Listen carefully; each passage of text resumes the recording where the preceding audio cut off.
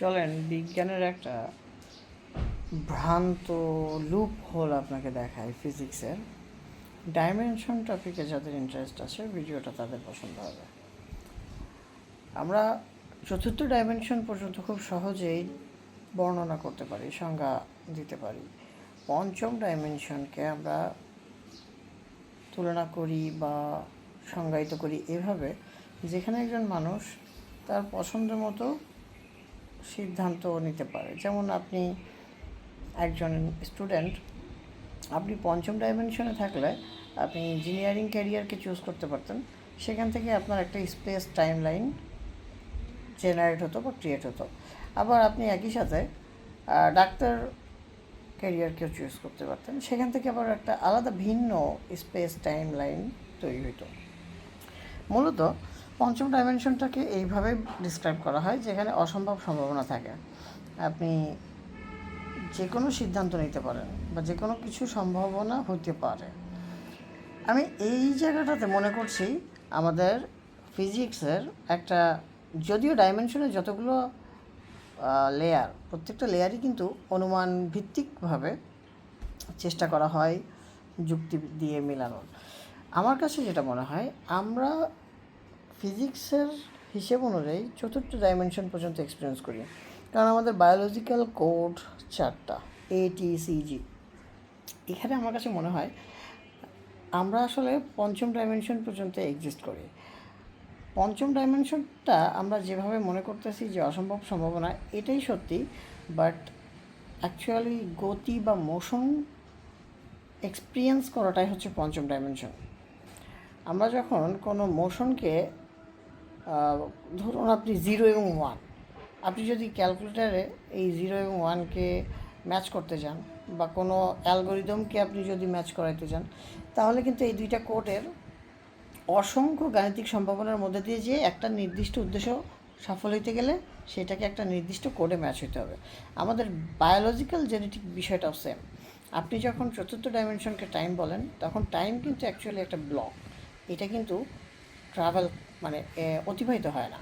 আমরা এক্সপিরিয়েন্স করি যে আমাদের বয়স বৃদ্ধি পাচ্ছে বা কোনো বস্তুগত কাঠামো পরিবর্তন হচ্ছে। এটা আসলে সময়ের পরিবর্তনের কারণে না, সময় স্থির। এটা একটা ব্লক চেম্বার সময়। কিন্তু আমাদের বায়োলজিক্যাল যে গঠনটা, এইটা একটা মোশন দ্বারা আবৃত, যে কারণে আমরা ওই মোশনটাকে এক্সপিরিয়েন্স করি এবং সেটাকে আমরা বলতেছি যে টাইমটা অতিবাহিত হচ্ছে।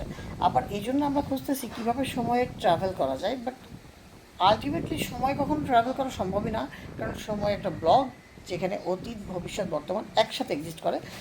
এই কথাটাই ফিজিক্স আবার বলতেছে ষষ্ঠ ডাইমেনশনের অভিজ্ঞতায়। যখন ষষ্ঠ ডাইমেনশনে আমরা যাচ্ছি, তখন ফিজিক্স বলতেছে সেখানে টাইম একটা সিঙ্গেল লাইনে থাকে, অতীত ভবিষ্যৎ বর্তমান একই সাথে এক্সিস্ট করে।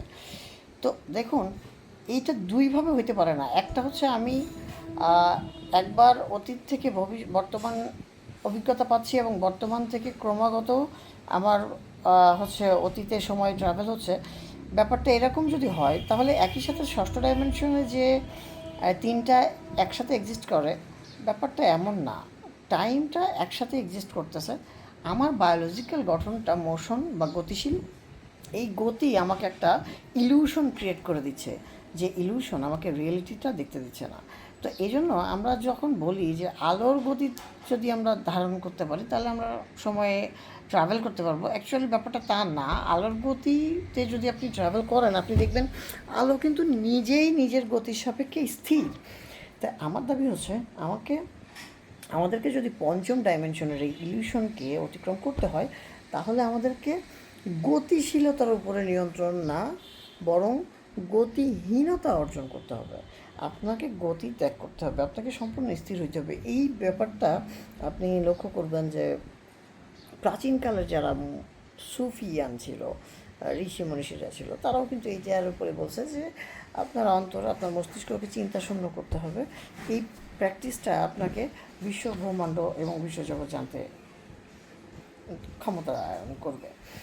তো ষষ্ঠ ডাইমেনশনটাই যদি সময় একই সাথে স্থির, একই সাথে এক্সিস্ট করে, অতীত ভবিষ্যৎ এবং বর্তমান, এবং সেখানে যদি আমাদেরকে যেতে হয়, তাহলে আমাদের এই পঞ্চম ডাইমেনশনের গতিকে আগে কাট আউট করতে হবে। আলোর গতি অর্জন করলে আলো নিজেই নিজের গতির সাপেক্ষে স্থির। তার মানে আমি এটাই বলতে চাচ্ছি যে আমরা যেটা মনে করি পঞ্চম ডাইমেনশনে একটা টাইম লাইন ক্রিয়েট হয় এবং অসম্ভব সম্পন্ন থাকে, এটা এখনই আছে আমাদের কাছে, এটা এই মুহূর্তেই আছে। আমরা যেটা অবজার্ভ করি, যেটা আমরা বিলিভ করি, সেটাই আমাদের রিয়েলিটিতে ঘটে। সুতরাং এটা পঞ্চম ডাইমেনশন আমাদের এক্সপিরিয়েন্সের সাথে কানেক্টেড, এবং সেটা মোশন বা গতি, এই গতিটাই হচ্ছে একটা ইলিউশন।